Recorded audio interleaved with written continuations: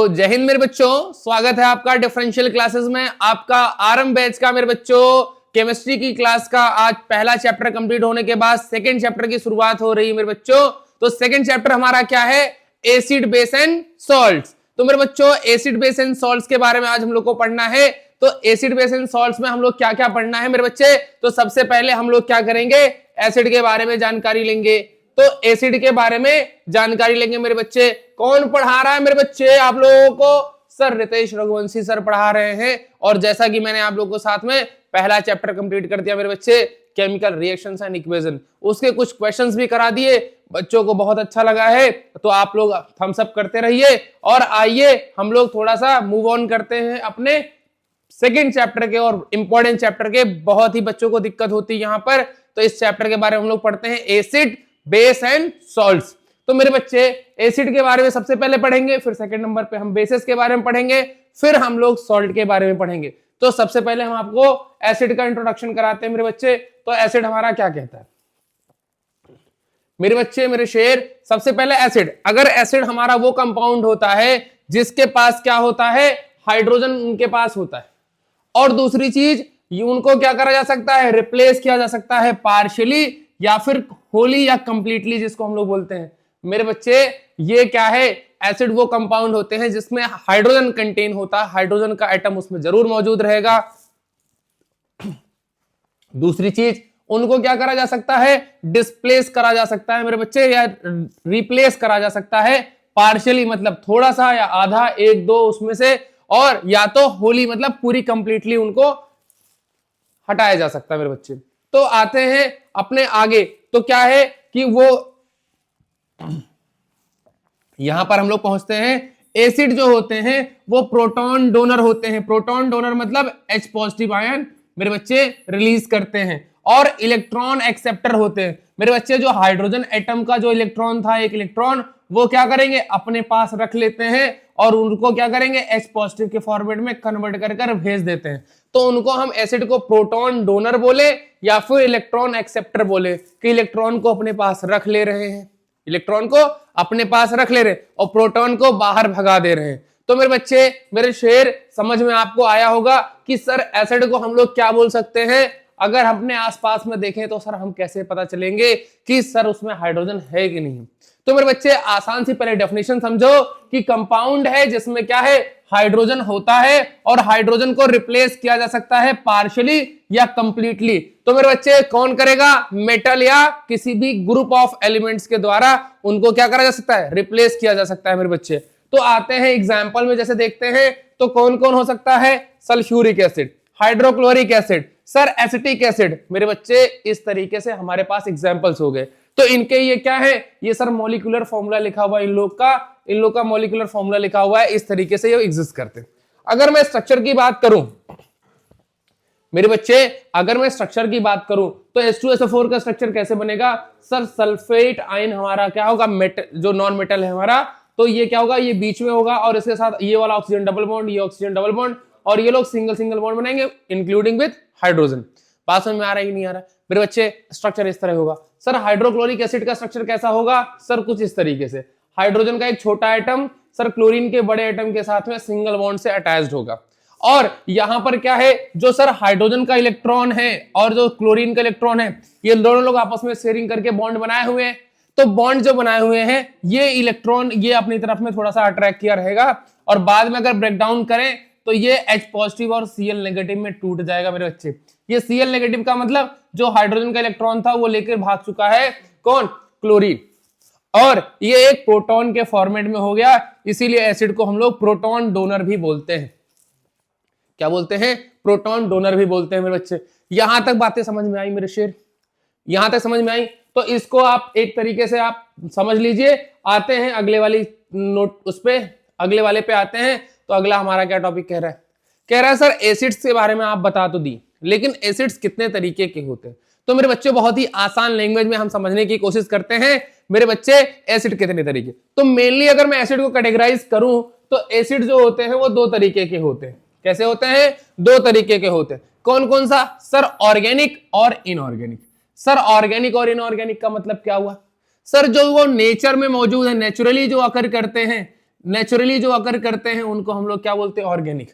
और इनको क्या बोलेंगे, सिंथेटिक तरीके से जिनको प्रिपेयर किया जा सकता, सिंथेटिक तरीके से जिनको प्रिपेयर किया जा सकता हो उनको हम लोग क्या बोलेंगे, इनऑर्गेनिक एसिड्स बोलते हैं। जैसे एग्जांपल में आप बताएं सर मेरे बच्चे, सिट्रिक एसिड एक एग्जांपल होता है, जितनी भी खट्टी चीजें होती हैं उसमें सिट्रिक एसिड मौजूद है। या मेरे बच्चे एसिटिक एसिड, एसिटिक एसिड की मैं बात कर रहा हूं, तो ये सब क्या है मेरे बच्चे, ऑर्गेनिक एसिड्स में आते हैं। लेकिन इनऑर्गेनिक की बात करूं तो सर ये क्या हो जाएगा मेरे पास, sir hydrochloric acid, hydrochloric acid, sir sulphuric acid, sir sulphuric acid, हमारा ये लोग क्या है, ये सब क्या है सर, इनऑर्गेनिक एसिड्स। तो मेरे बच्चे, मेरे शेर, आसान लैंग्वेज में अगर हम समझें तो सर जो नेचर में हमारे मौजूद है पहले से ही, तो उनको हम लोग क्या बोलेंगे, ऑर्गेनिक एसिड्स बोलते हैं।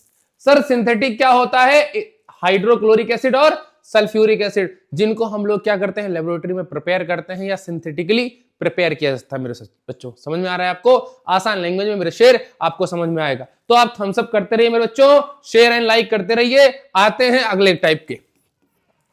सेकेंड टाइप हमारा क्या कहता है, कहता है कि सर कंसंट्रेटेड एसिड क्या होता है। सर कंसंट्रेटेड का मतलब सर एसिड की प्रेजेंस जो है, एसिड की प्रेजेंस जो है तो वो ज्यादा होनी चाहिए, प्रेजेंस क्या हो, मोर होनी चाहिए। और डाइल्यूटेड क्या होता है, जैसे सपोज करिए कि मैं कह रहा हूं कि सर मैंने एक एक्वा सॉल्यूशन लिया, मान लीजिए कि मैं HCl ऐड कर रहा हूं और उसमें क्या है सर 7.5 ml का है, और हमने सर 2.5 ml का वाटर लिया हुआ है, H2O लिया हुआ है। तो सर पानी हमारा कम है और हमारा सर एसिड ज्यादा है, तो it means it is called as concentrated solution बोला जाएगा। सर वहां पर एसिड का अमाउंट ज्यादा है, तो that's why it is called as concentrated acid solution. और सर डाइल्यूटेड क्या होता है या डाइल्यूट क्या बोलते हैं मेरे बच्चे, जहां पर ये इसी को अपोजिट कर दो, सर 2.5 ml ऑफ HCl है हमारे पास और सर 7.5 ml ऑफ क्या है मेरे पास मेरे बच्चे, वो क्या है H2O है। सर यहां पर वाटर का अमाउंट ज्यादा है और एसिड का अमाउंट कम है, तो इट मींस कॉल्ड एज क्या होगा सर, डाइल्यूटेड होगा। मेरे बच्चे आसान लैंग्वेज में समझो कि सर कंसंट्रेटेड का मतलब क्या होता है, जहां पर एसिड की प्रेजेंस क्या हो सर, ज्यादा हो। मेरे बच्चे आसान लैंग्वेज में ज्यादा प्रेजेंस हो एसिड की, तो उसको हम लोग क्या बोलते हैं, आसान लैंग्वेज में समझे तो सर एसिड को क्या बोलेंगे, कंसंट्रेटेड। जहां पर अमाउंट उनका एसिड का कम होता है तो उनको हम लोग क्या बोलते हैं, डाइल्यूटेड बोलते हैं। मेरे शेर बच्चों को समझ में आया कि नहीं है, आप थम्स अप करते रहो मेरे शेर।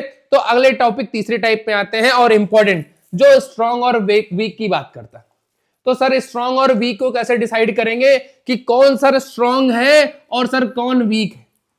तो बच्चे आसान तरीका है, आप कभी भी एसिड लो और उसको पानी में मिक्स कर दो, एक्वा सॉल्यूशन बना दो उसका, तो जैसे ही मिक्स करोगे मेरे बच्चे तो वो कुछ ना कुछ आउटपुट देता है। क्या आउटपुट देगा, हम लोग पहले ही बात करें हैं कि एक्वा सॉल्यूशन में क्या होता है, H पॉजिटिव आयन देता है एसिड। तो जब H पॉजिटिव आयन देगा मेरे बच्चे तो वो क्या होगा सर, अगर कंप्लीटली डिसोसिएट हो जाए, क्या हो जाए, कंप्लीटली ब्रेकडाउन हो जाए, डिसोसिएट हो जाए, डिसोसिएट हो जाए मेरे बच्चे, तो उसको बोलेंगे कि सर वो स्ट्रॉन्ग वाला है। और सर अगर पार्शियली हो रहा है, अगर मेरे बच्चे पार्शियली हो रहा है, पार्शियली डिसोसिएट हो रहा है, क्या हो रहा है, डिसोसिएट हो रहा है, तो मेरे बच्चे पार्शियली अगर डिसोसिएट होगा, पार्शियली टूटेगा, पूरा अच्छे से नहीं टूट रहा है, तो वीक एसिड कहलाएगा। सर टूटना मतलब, अरे मेरे बच्चे कहने का मतलब यह है कि वहां पर पार्शियली H पॉजिटिव आयन मौजूद है और यहां पर ढेर सारे H पॉजिटिव आयन मौजूद है। या इसका एग्जांपल एक तरीके से और आपको समझाता हूं कि मेरे पास मेरे बच्चे एक सॉल्यूशन, मेरे पास एक सॉल्यूशन है मेरे बच्चे, आपको थोड़ा सा समझाता हूं सॉल्यूशन क्या है। इसको इधर ले आता हूं,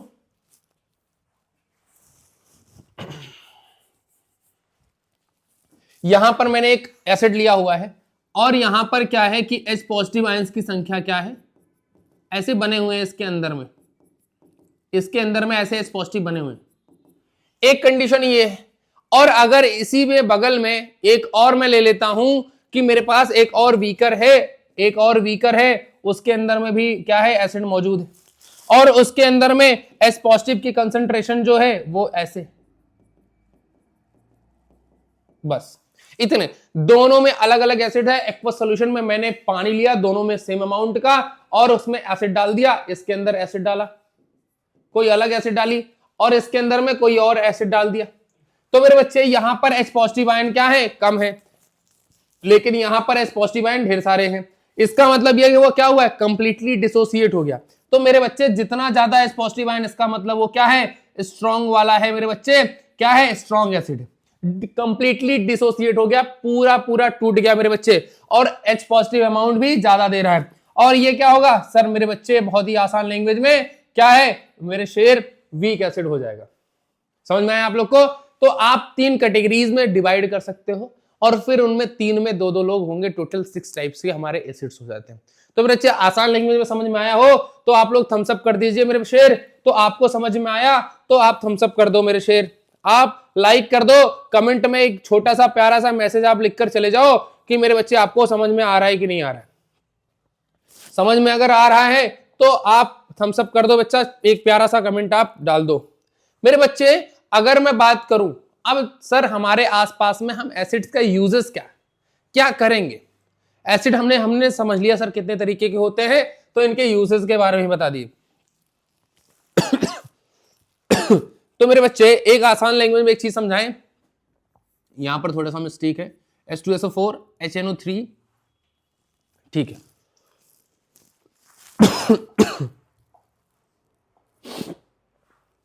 हम लोग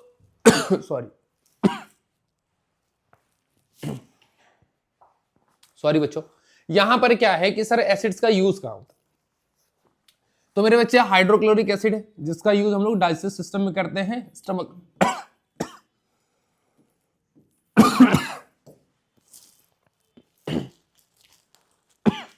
सॉरी, HCl का यूज कहां करेंगे, डाइजेशन में करेंगे। दूसरा क्या है मेरे बच्चे, सल्फ्यूरिक एसिड, कार की बैटरीज में ड्राइंग एजेंट जैसा यूज किया जाता है, तो इनमें हम लोग कार बैटरीज में यूज करते हैं sulphuric acid. Sir nitric acid, sir fertilizers के प्रोडक्शन में मौजूद होता है ये, और सर फर्टिलाइजर बनाने के लिए हम लोग क्या करते हैं, नाइट्रिक एसिड का HNO3 का यूज करते हैं।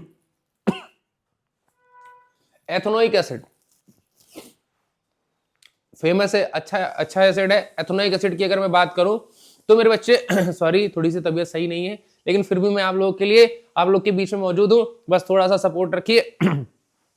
मैं थोड़ा परेशान हूं कि मेरे बच्चे लगातार खांसी आ रही है, लेकिन फिर भी मैं आपके बीच में मौजूद रहूंगा और एथेनोइक एसिड के बारे में बात करता हूं। तो एथेनोइक एसिड क्या है मेरे बच्चे, क्या है, फूड इंडस्ट्रीज में यूज किया जाता है।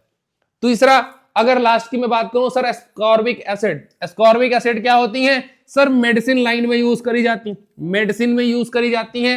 तो मेडिसिन बनाने में मेरे बच्चे हम आसान लैंग्वेज में समझें तो क्या है, एस्कॉर्बिक एसिड का यूज किया जाता है। समझ में आया मेरे बच्चे, यहां तक बात क्लियर हुई? तो समझ में आया एस्कॉर्बिक एसिड का। तो जरा एसिड्स के यूज को इसको मेंशन कर लो अपने आसपास, और हम लोग बात करते हैं अगले। बात करें तो अगर मैं बात करूं बच्चा, तो हमारा क्या है, एस्कॉर्बिक एसिड की बात करनी, ठीक। यूजेस तो हो गए सर, स्ट्रॉन्ग और वीक को फिर क्या और कैटेगराइज किया गया है, क्या किया गया है, स्ट्रॉन्ग और वीक को और कैटेगराइज किया गया।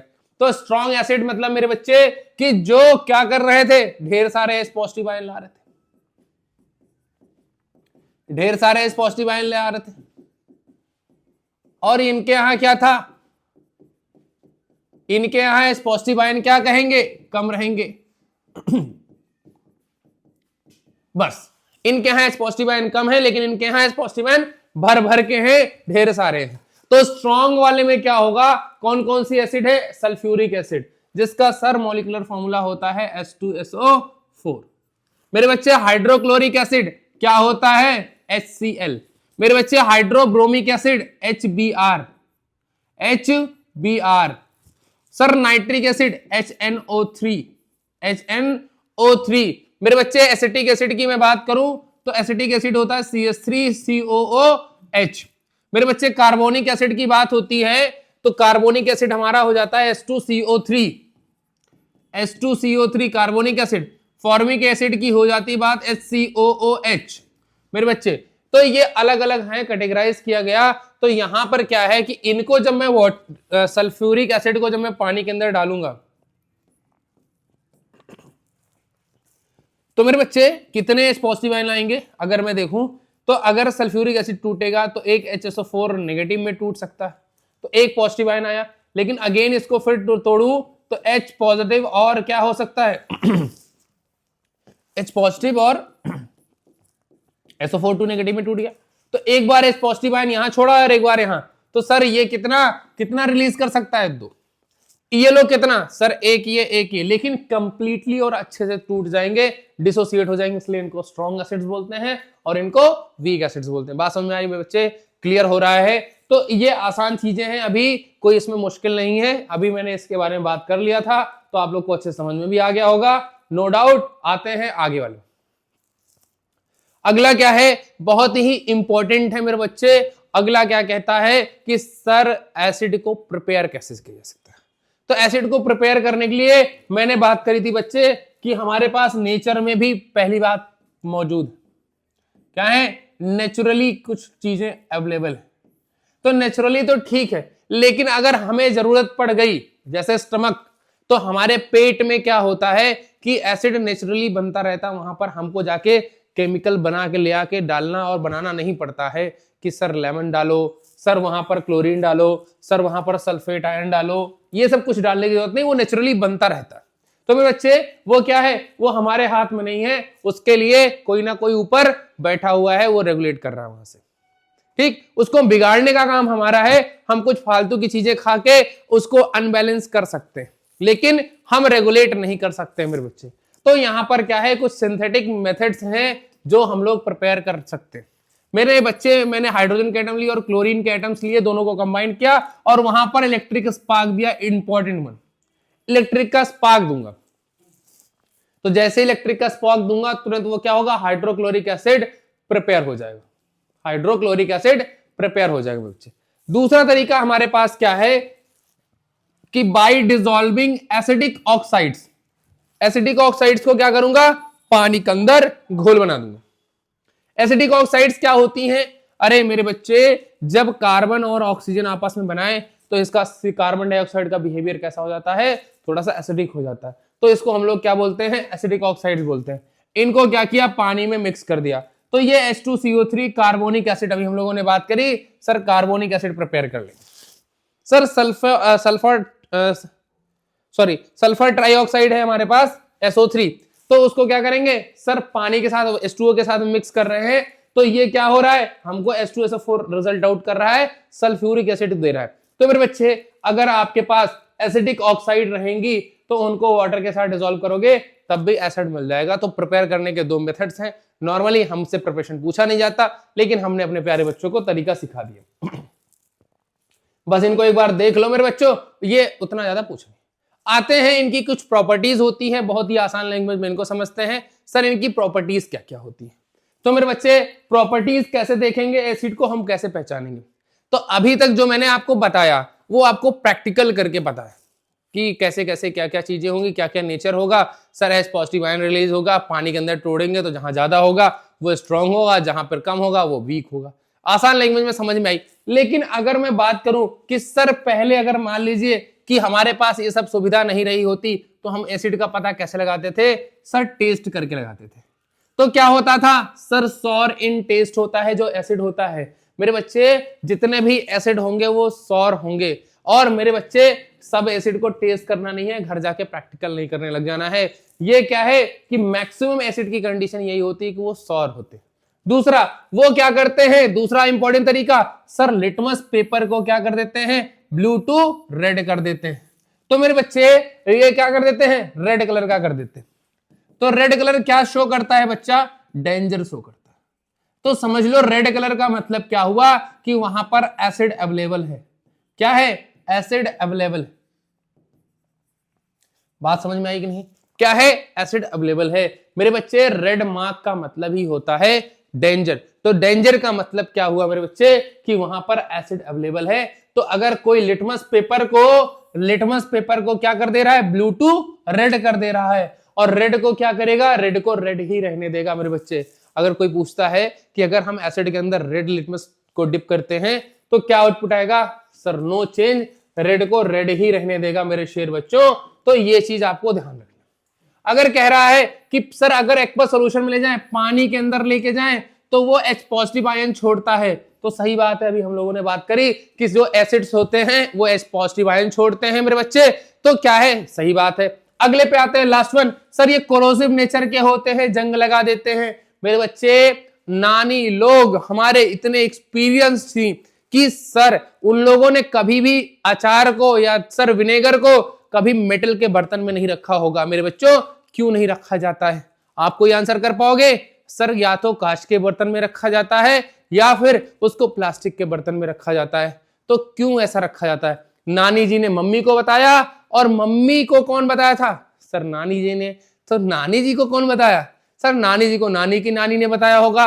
और ये चीजें हमको पता है। क्यों सर ऐसा? सर उन्होंने क्या हुआ, सर उन्होंने कभी मेटल के बर्तन में नहीं रखा होगा विनेगर को। क्यों? क्योंकि एसिड जो होता है वो कोरोसिव नेचर का होता है और वो जंग लगा देता है मेरे बच्चे, उसको क्या क्रोड कर देता, उसको फिर खाने लायक नहीं रहेगा, वो उसमें क्या हो जाएगा, कोरोजन हो जाएगा मेरे बच्चे, खराब हो जाएगा। दूसरी चीज, सबसे इंपॉर्टेंट चीज मेरे बच्चे, एसिड जो होता है वो इलेक्ट्रिसिटी को भी कंडक्ट करता है। क्यों करता है सर? अरे सर H पॉजिटिव आयन दे सकता है, तो वो क्या करेंगे सर, H पॉजिटिव आयन देने का मतलब अपने आप में वो इलेक्ट्रोलाइट्स हैं, इलेक्ट्रोलाइटिक कंडीशन आ जाती है, और इस वजह से वो क्या करते हैं, इलेक्ट्रिसिटी को भी कंडक्ट करते हैं। ये उनकी प्रॉपर्टीज होती हैं, किसकी सर? एसिड्स की।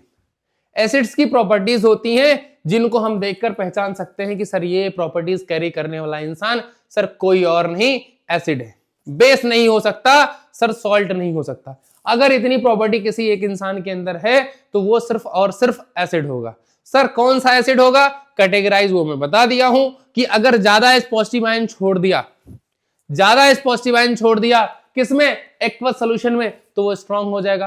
कम H पॉजिटिव आयन दिया तो वीक हो जाएगा। सर अगर ज्यादा एसिड मौजूद रहेगी, तो ज्यादा एसिड मौजूद रहेगी तो उसको हम लोग क्या बोलेंगे कि सर वो क्या है, कंसंट्रेटेड है। और अगर सर उसमें एसिड की मात्रा कम और सर वहां पर एक्वस सॉल्यूशन की मात्रा ज्यादा, तो उसको हम लोग बोलेंगे कि सर वो हमारा क्या है, सर वीक एसिड है। अब आते हैं इन सबको घूमते घामते पहुंचते हम लोग एक इंपॉर्टेंट टॉपिक और बहुत ही कंफ्यूजिंग टॉपिक जो बच्चों को समझ में नहीं आता, आसान लैंग्वेज में रितेश रघुवंशी सर आपको एकदम आसान लैंग्वेज में समझा देंगे। क्या है कि sir basicity of an acid. Sir किसी भी एसिड की, एक मिनट मेरे बच्चों, मूवमेंट हो गया है, एक मिनट, okay no problem, here is Ritesh Raghuvanshi sir, then no problem. ठीक, तो क्या होगा मेरे बच्चे, basicity of an acid. Sir ये कुछ सुना सुना सा नहीं लग रहा है, कुछ अच्छा सा नहीं लग रहा है सर, एसिड कोई अंदर बेसिसिटी कहां से आ गई? मेरे बच्चे इस दुनिया में कोई भी चीज 100% होने के लिए बहुत मेहनत करनी पड़ती है, बहुत मेहनत करनी पड़ती है। कोई एसिड जो है उसमें भी मिलावट होता है, उसके अंदर में कुछ ना कुछ बेसिक नेचर होता है, तो that basic nature is called as basicity. Sir ये कैसे पता लगाएंगे कि सर एसिड के अंदर बेसिसिटी आ गई? अरे बच्चा मिलावट हुआ है, उसमें कुछ ना कुछ, वो 100% एसिड नहीं है, उसमें कुछ कैरेक्टर, कुछ नेचर सर बेस का भी भरा हुआ है। क्या हुआ है? बेस का भी भरा हुआ है, प्योर एसिड नहीं है मेरे बच्चे कोई भी चीज। अब उसमें कैरेक्टर हो सकता है कि मैंने कोई एसिड लिया, स्ट्रॉन्ग एसिड लिया, तो उसमें 1% ही बेस का कैरेक्टर है और वो डोमिनेट नहीं कर पा रहा है, तो इसलिए बच्चे उसको कंसीडर नहीं करते। लेकिन कुछ हम एग्जांपल्स लेंगे और बताएंगे कि उसमें क्या होता है, बेसिक नेचर भी होता है। बेसिक नेचर है तो उनको बेसिसिटी बोलते हैं मेरे बच्चे। तो बेसिसिटी हम लोग डिफाइन कैसे करते हैं? तो बेसिसिटी किसी भी अगर एसिड का डिफाइन करना है तो जितने number of replaceable hydrogen atoms होंगे तो वही उनका क्या होता है सर, बेसिसिटी ऑफ दैट। जैसे अगर मैं आपको बताऊं आसान लैंग्वेज में, सर मेरे पास H2SO4, मैंने बताया अभी ये 2S पॉजिटिव आयन और प्लस का SO4 2 नेगेटिव में ब्रेक डाउन हो सकता है। तो मेरे बच्चे यहां पर H पॉजिटिव कितने निकले सर? +2 निकले हुए। कितना निकला मेरे बच्चे? +2। तो उसकी जो बेसिसिटी होगी सॉरी,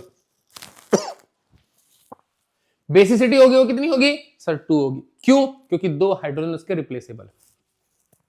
अगर यहीं पर मैं बात करूं अगले क्वेश्चन की, सर HCl ले लेता हूं। HCl में क्या होगा? H पॉजिटिव और प्लस का Cl नेगेटिव में ब्रेकडाउन होगा, तो इसका क्या होगा सर H पॉजिटिव और Cl नेगेटिव में H पॉजिटिव क्या हुआ, एक ही आ रहा है और Cl नेगेटिव ये हो रहा है, तो कितने रिप्लेसेबल हाइड्रोजन एटम आ रहे हैं सर, एक आ रहा है, तो 1 इज इसकी बेसिसिटी। सॉरी बच्चों, बहुत डिस्टर्बेंस है आज खांसी की वजह से, लेकिन आप थोड़ा सा सपोर्ट रखिए, बार बार कह रहा हूं हम आपके लिए खड़े हैं, तो डेफिनेटली कोई दिक्कत नहीं होगी और हम आपको समझा के ही छोड़ेंगे। तो बेसिसिटी आपको समझ में आया बच्चा, जहां पर एक भी हाइड्रोजन रिप्लेसेबल नहीं होगा तो वो एसिड भी नहीं होगा, और एसिड नहीं होगा तो उसके अंदर बेसिसिटी भी नहीं होगी। जितने हाइड्रोजन को हम रिप्लेस कर पाएंगे, जितना हाइड्रोजन वहां से निकल सकता है, जितना ज्यादा निकलेगा, जैसे अगर मैं बात करूं H3PO4 की, H3PO4 की मैं बात करूंगा सर, यहां से 3 हाइड्रोजन रिप्लेसेबल होता है, तो सर इसकी बेसिसिटी क्या हो जाएगी सर, 3 हो जाएगी। मेरे बच्चों एकदम आसान लैंग्वेज समझो, जितने हम हाइड्रोजन को रिप्लेस कर सकते हैं that is called as basicity. Clear है, डन है मेरे बच्चों, समझ में आया, क्लियर, वेरी गुड, शाबाश मेरे शेरों। तो आते हैं अगले टॉपिक पे। अगला टॉपिक हमारा इंपॉर्टेंट टॉपिक, जो हमारे लिए इंपॉर्टेंट है, कहता है कि chemical properties of acids. Sir हमने सब कुछ पढ़ा, सब कुछ पढ़ लिया है, तो सर एसिड की हमको कुछ केमिकल प्रॉपर्टीज बताइए। सर फिजिकल प्रॉपर्टीज आपने बता दी, जनरल प्रॉपर्टीज के बारे में बता दिया, सर उनका अपीयरेंस कैसा होगा, वो कैसा होगा, लेकिन क्या क्या कर सकता है, तो कुछ चीजें लगभग हम जान चुके हैं, कुछ एकदम नॉर्मल वे में हम आपको बता देते हैं, उनको थोड़ा समझते हैं। जैसे पहले टॉपिक है कि सर एसिड जो होता है वो रिएक्ट करता है एक्टिव मेटल्स के, और वो क्या करता है, हाइड्रोजन गैस रिलीज करता है। सर ये एक्टिव मेटल क्या है, सर रिएक्टिविटी सीरीज हम लोगों ने पढ़ी थी मेरे बच्चों, थम्स अप करो, रिएक्टिविटी सीरीज पढ़े थे केदारनाथ का माली वाला। तो रिएक्टिविटी सीरीज में जो हाइड्रोजन के ऊपर वाले मेटल्स होते हैं उनको हम लोग क्या बोलते हैं, एक्टिव, क्या बोलते हैं, एक्टिव मेटल बोलते हैं मेरे बच्चे, क्या बोलते हैं, एक्टिव मेटल। तो इसलिए क्या हो गया, एक्टिव मेटल वाले जितने भी होंगे, चाहे वो कैल्शियम हुआ, चाहे वो आपका मैग्नीशियम हुआ, चाहे वो सोडियम हुआ, ये लोगों के साथ में अगर कभी भी अगर एसिड को रिएक्शन कराया गया तो वहां से H2 गैस रिलीज होता है। जैसे एग्जांपल लेकर अगर मैं आपको समझाऊं, एग्जांपल में समझाऊं, तो मेरे बच्चे मेरे पास आ रहा है H2SO4, एक मैंने एसिड लिया और उसको मैं रिएक्शन कराना चाहता हूं किसके साथ, सर मैं एक आसान सा करा दूं पोटेशियम के साथ, तो ये क्या बना लेगा मेरे बच्चे, सर K2SO4 बना लेगा मेरे बच्चे, और प्लस का वहां से H2 रिलीज करवा देगा, बाहर भगा देगा। बात समझ में आई। अगर यहीं पर सर पोटेशियम ना लेकर सर आप मैग्नीशियम आयन ले लिए होते तो सर क्या होता, अरे मेरे बच्चे MgSO4 बन जाता, मैग्नीशियम का सल्फेट बन जाता और प्लस का H2 गैस रिलीज होता। तो ये तो कंपल्शन है कि जितने भी आप एक्टिव मेटल लोगे तो वहां से हाइड्रोजन गैस निकलना कंफर्म है, लेकिन एक्टिव मेटल आपको पता होना चाहिए सर कौन होते हैं। एक्टिव मेटल जो सर रिएक्टिविटी सीरीज में हाइड्रोजन के ऊपर आएंगे, और ऊपर का इन द सेंस जो right side sorry left side में जो आएंगे उनको सबको हम लोग क्या बोलते हैं, एक्टिव मेटल्स बोलते हैं। जब से जैसा कि हमने बताया था केदारनाथ का माली आलू जरा फीका पकाता है। तो आते हैं अगले टॉपिक पर, अगले केमिकल प्रॉपर्टीज पर। सेकेंड नंबर पे एसिड क्या करता है सर, बेस के साथ रिएक्शन करके सर सॉल्ट बनाता है। जरा एक बार हम लोग चेक करते हैं कि सर बेस के साथ रिएक्शन करता है कि नहीं करता। सर ये हमारा एसिड हो गया और ये हमारा बेस है, बेस के बारे में भी हम डिटेल करेंगे, लेकिन हम एक बार इनको देख लेते हैं, ये भी इनकी केमिकल प्रॉपर्टीज में आता है। तो एसिड क्या करेगा, इनको एक दूसरे को डिस्प्लेसमेंट, डबल डिस्प्लेसमेंट रिएक्शन, तो ये क्या हो जाएगा, NaCl हो जाएगा, प्लस का H2O बाहर हो जाएगा। सर ये सॉल्ट होता है हमारा, और क्या हो गया सर, न्यूट्रलाइजेशन रिएक्शन हो गई। तो सर एसिड क्या कर सकता है, बेस के साथ में भी रिएक्शन कर सकता है, सर सॉल्ट बना सकता है, उसके बारे में हम लोग अभी और डिटेल में बात करेंगे। दूसरी चीज, तीसरा टॉपिक है हमारा, तीसरा तरीका है केमिकल प्रॉपर्टीज है, एसिड जो होते हैं वो कार्बोनेट्स या बाइकार्बोनेट्स के साथ में रिएक्शन करते हैं तो produce salt and carbon dioxide and water. जरा एक बार चेक करते हैं सर, कार्बोनेट और सोडियम कार्बोनेट क्या कहना चाह रहे हैं। ओके मेरे बच्चों ध्यान देना, यहां पर लिखते हैं सर मेरे पास HCl एक एसिड है और उसको मैं सोडियम कार्बोनेट Na2CO3 के साथ में ट्रीट कर रहा हूं। सर मेटल का कार्बोनेट है, बाइकार्बोनेट आप लोग को भी पता होगा क्या होता है, क्या बोलेंगे, NaHCO3 अगर मैं लूंगा तो इसको हम लोग बाइकार्बोनेट लेते हैं, लेकिन वो बात की बात है, पहले हम इनको कंसीडर करेंगे। तो HCl और Na2CO3 के साथ में कंसीडरेशन कर रहे हैं, तो यहां पर क्या होगा, तो मेरे बच्चे यहां पर क्या होगा, आपका ये NaCl बन जाएगा, क्या बन जाएगा, सॉल्ट बन जाएगा, H2O रिलीज हो जाएगा, प्लस का CO2 बाहर हो जाएगा, क्या हो जाएगा, CO2 बाहर हो जाएगा, और अगर यही सेम सिचुएशन यहां पर भी मैं क्रिएट करूं तो यहां पर भी वही सेम प्रोडक्ट आउटपुट बाहर आएगा। क्या आएगा मेरे बच्चे? NaCl आ जाएगा, H2O आ जाएगा और प्लस का CO2 रिलीज हो जाएगा। मेरे बच्चे यही आपको क्या हुआ, कार्बोनेट लो या मेटल कार्बोनेट लो, सॉरी बाइकार्बोनेट लो, तो दोनों में अगर एसिड के साथ में ट्रीट करोगे तो आउटपुट सॉल्ट प्लस वाटर और आपका CO2 ही बाहर आना है, जो कि यहां पर मेंशन किया गया। समझ में आया मेरे बच्चे? आपको केमिकल प्रॉपर्टी समझ में आ गई होगी। एग्जाम्पल लेकर हमने समझा दिया कि एसिड क्या क्या काम कर सकता है। एसिड का काम, एसिड के केमिकल कारनामे आपको समझ में आ गए होंगे। समझ में आया मेरे बच्चे? समझ में आया?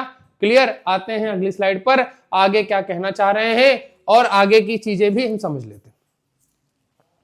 समझ में गए? तो अभी हमारा क्या है कि अगर आपको ये सारी चीजें समझ में आई तो हम आसान सी चीजें आपको बता रहे हैं कि हमको आप टेलीग्राम चैनल पर आकर ढूंढ सकते हैं कि रितेश सर कहां मिलेंगे, डिफरेंशियल क्लासेस में आरंभ बैच की सारी डिटेलिंग कहां मिलेगी। सर अगर हमारे कुछ लेक्चर छूटे हुए हैं लेकिन हमको PDF नहीं मिल रही है तो मेरे बच्चे आप हमारे टेलीग्राम चैनल को यहां से स्कैन करके आ सकते हैं। अदरवाइज टेलीग्राम पे ही आप हमको सर्च करेंगे तो आपको मिल जाएगा। मिल क्या गया मेरे बच्चे? मिस हो गया। एक मिनट अगेन एक बार आपको फिर से वापस भेजता हूं यहां पर। तो हम क्या करेंगे मेरे बच्चे, आसान से चीजों में समझते हैं। तो ये क्या होगा, डिफरेंशियल क्लासेस यहां पर टाइप करेंगे t.me डिफरेंशियल क्लासेस। वहां पर आपको हैंड रिटन नोट्स मिल जाएंगे, लेक्चर नोट्स अभी जो हमने पढ़ाया वो सारा मिल जाएगा, कि इंपॉर्टेंट क्वेश्चंस मिल जाएंगे और फुल स्टडी मटेरियल वहां पर मौजूद होगा। बच्चा डेली बेसिस पे क्वेश्चन सब्जेक्ट वाइज डाले जाते हैं। और अगर आपको लेक्चर्स ढूंढने में दिक्कत हो रही है, आपको नोट ढूंढने में दिक्कत हो रही है, तो आप टेलीग्राम चैनल पर आ जाइए और वहां पर सारी चीजें अवेलेबल करा दी जाएंगी मेरे बच्चों। तो आप लोगों के लिए आसान हो जाएगा कि आप लोग आइए और चुपचाप जो है टेलीग्राम पर भी जुड़कर साथ दीजिए मेरे बच्चों। बहुत बड़ा वाला एज ऑलवेज थैंक यू इस सेशन के लिए मेरे बच्चों। मिलते हैं अगले सेशन में जहां पर हम लोग बेसिस के बारे में बात करेंगे। तो मेरे बच्चों आज के लिए धन्यवाद। और जरा सी भी हमें थोड़ी तबीयत सही नहीं थी तो आज का जो भी क्लास रहा होगा उसका आप लोग अपडेट अभी कमेंट सेक्शन में डाल के जाएंगे मेरे बच्चों। जय हिंद।